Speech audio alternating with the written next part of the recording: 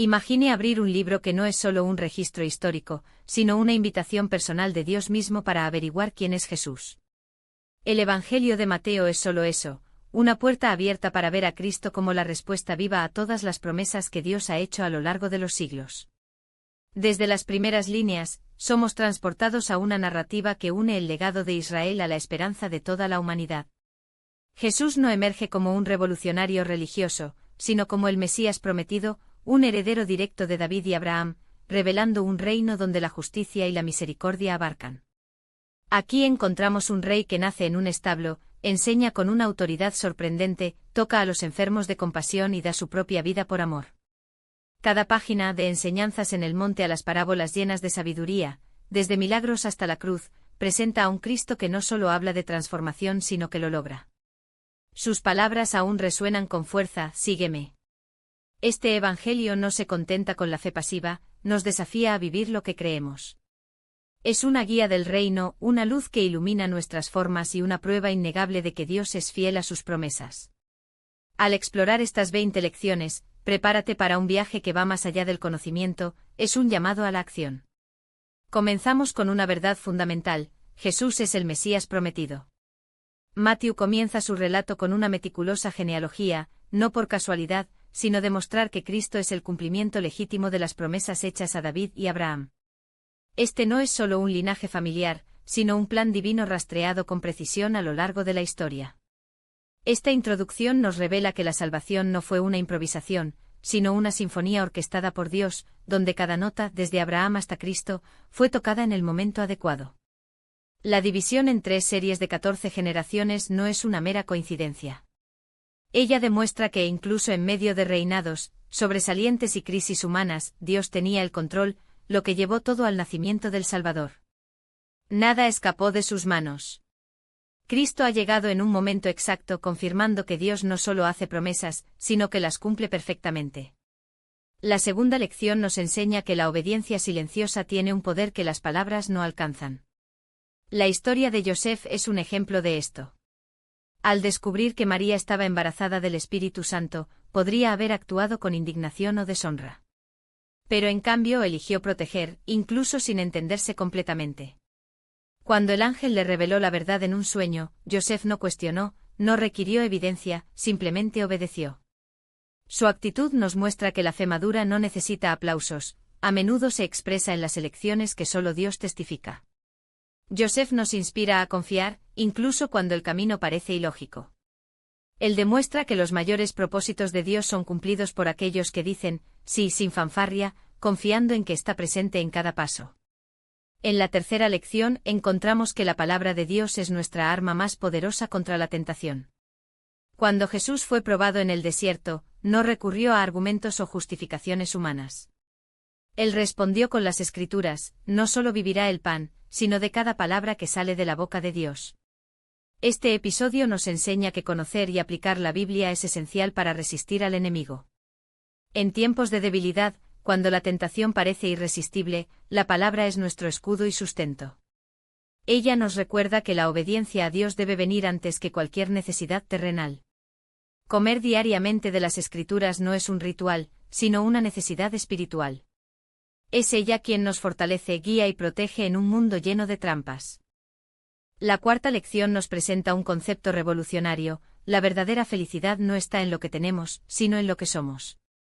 En las Beatitudes Jesús declara a los humildes, los llorones, los mansos, lo misericordioso, el puro del corazón y los chupetes. Estos valores son lo opuesto a lo que el mundo predica. Ser pobre en espíritu es reconocer nuestra dependencia de Dios. Craig Justice revela un corazón sensible al espíritu. La mansedumbre es la marca de aquellos que se someten a la voluntad divina.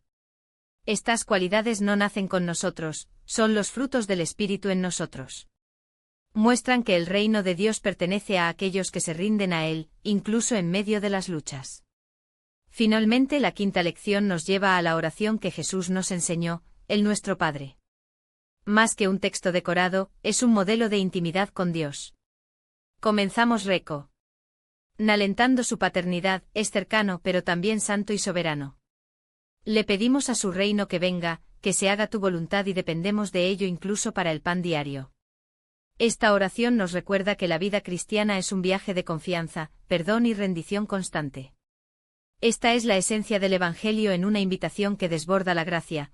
Jesús no requiere que lo arrastre con sus propias fuerzas, sino que extiende sus manos para levantar a los postrados.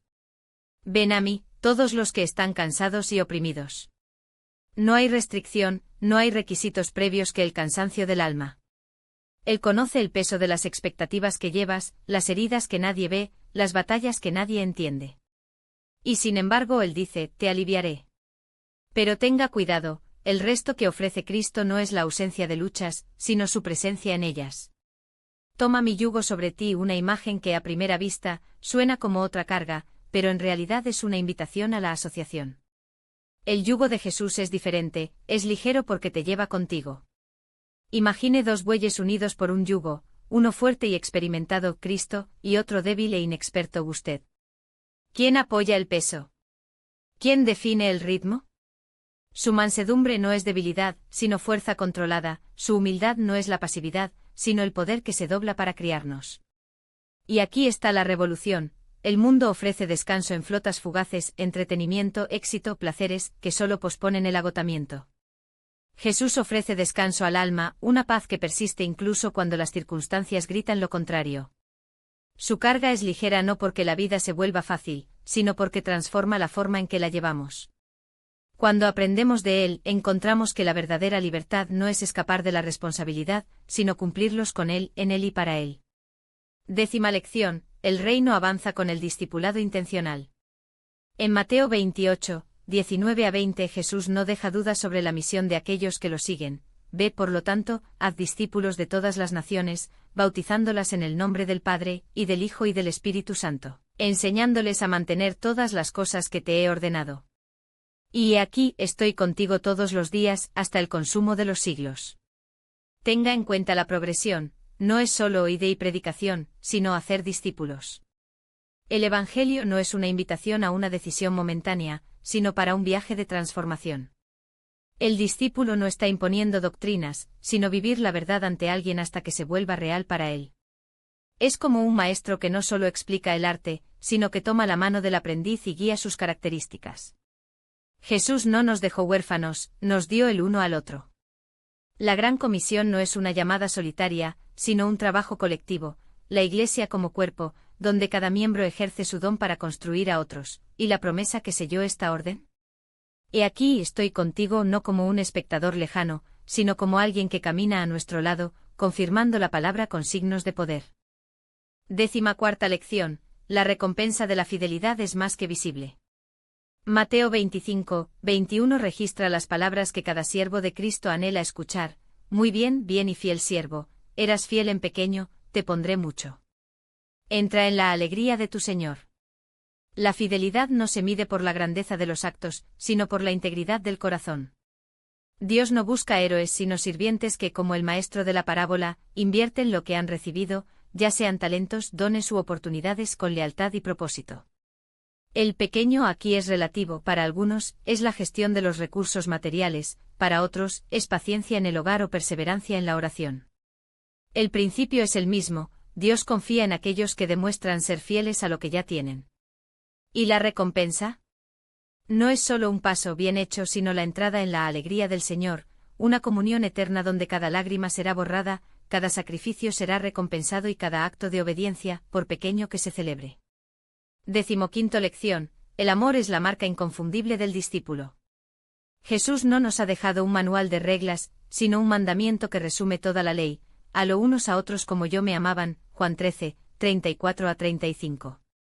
Este amor no es un sentimiento vago, sino una opción concreta, servir cuando cuesta, perdonar cuando duele, darlo cuando falta. Es el amor que lavó los pies sucios, que rezó por sus torturadores, quienes se rindieron hasta la muerte.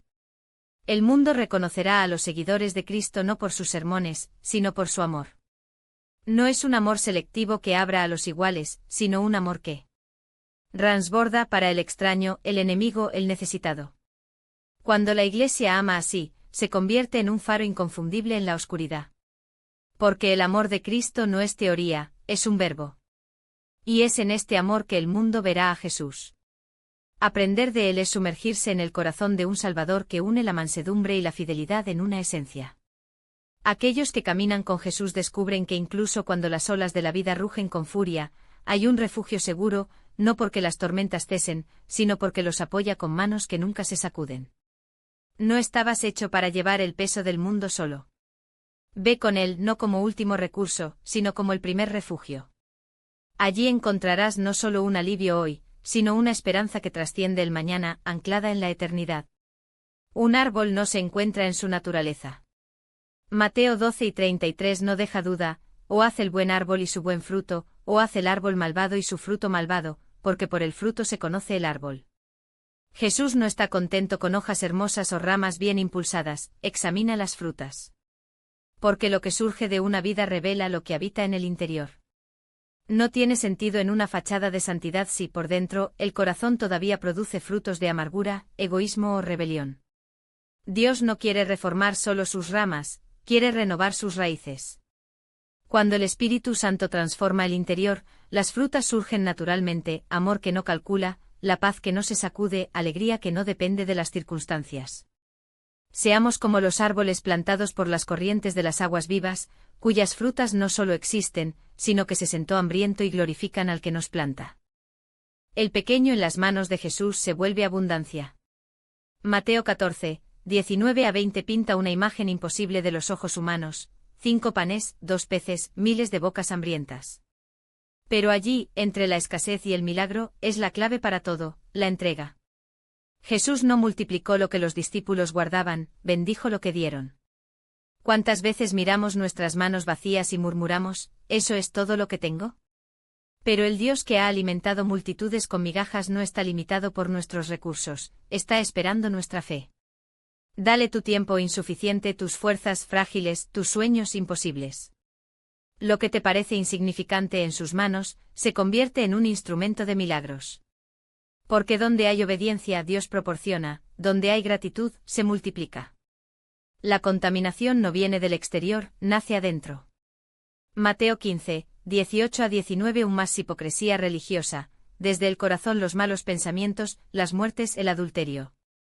Jesús no le preocupa lo que juegas, sino lo que eres.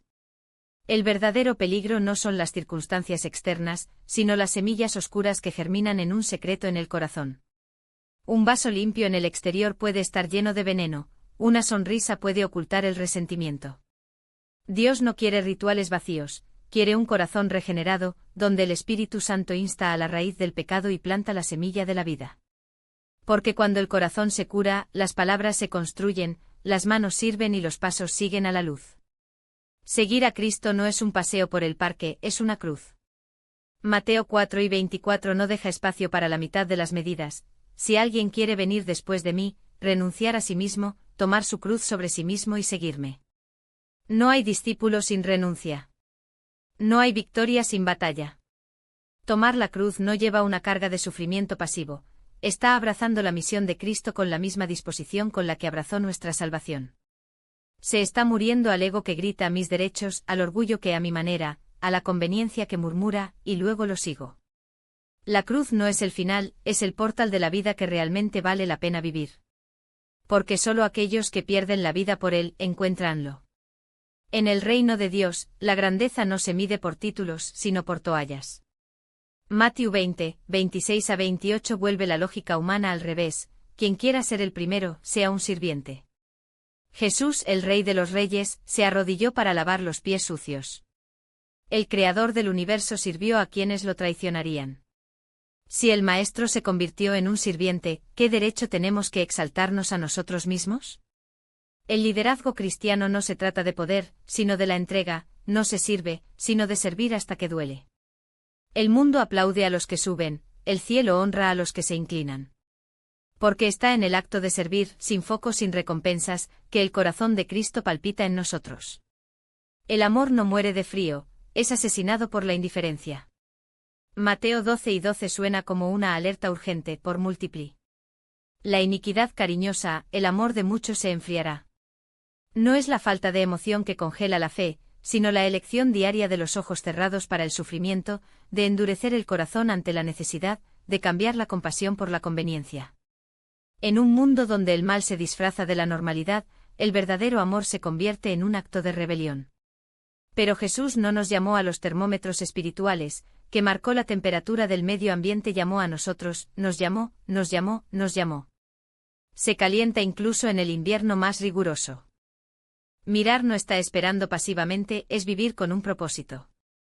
Mateo 25:13 resuena como un despertador, mira, porque no sabes el día o la hora.